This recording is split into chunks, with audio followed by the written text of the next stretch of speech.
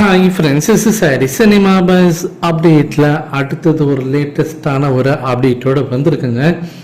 கூலி படத்தோடைய post production பணிகள் பார்த்தீங்கன்னாக்கா 90% மேலே வந்து நிறைவடைந்து விட்டது.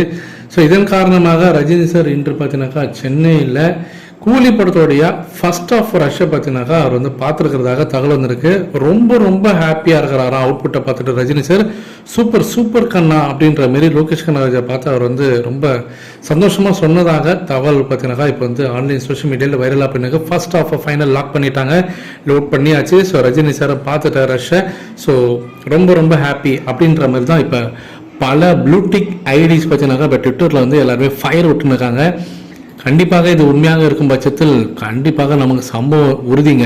அது அமீர் கான் அவர்களாகட்டும் இல்லை நாகார்ஜுன அவர்களாகட்டும், ரெண்டு பேருமே அவங்க இன்டர்வியூ கொடுத்த விதத்தை பார்க்கும்போது ரஜினி சார் வந்து ஃபர்ஸ்ட் ஹாஃபை பார்த்துட்டு ரொம்பவே சந்தோஷமாக இருக்கிறாருன்றது நமக்கு ரொம்ப சந்தோஷத்தை தரக்கூடிய ஒரு தருணமாக தான் இருக்குது. இப்போதைக்கு அவுட்புட் பயங்கரமாக இருக்குது.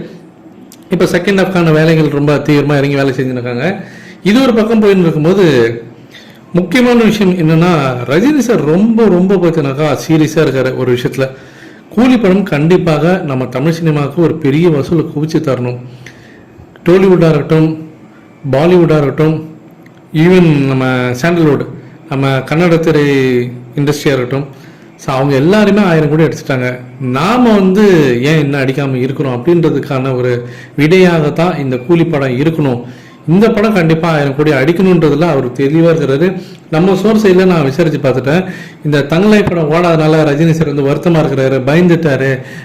கூலி டீமே பார்த்தீங்கன்னாக்கா ஒரு மாதிரியா மரண பீதியில் இருக்கிறாங்க. சன் பிக்சர்ஸ் வந்து ப்ரொமோஷன் பண்ணலாமா வேணாமான்னு யோசிக்கிறாங்க அப்படின்னு சொல்லிட்டு நிறைய பேர் பார்த்தீங்கன்னாக்கா யூடியூப் சேனல் வந்து உருட்டின்னு இருந்தாங்க.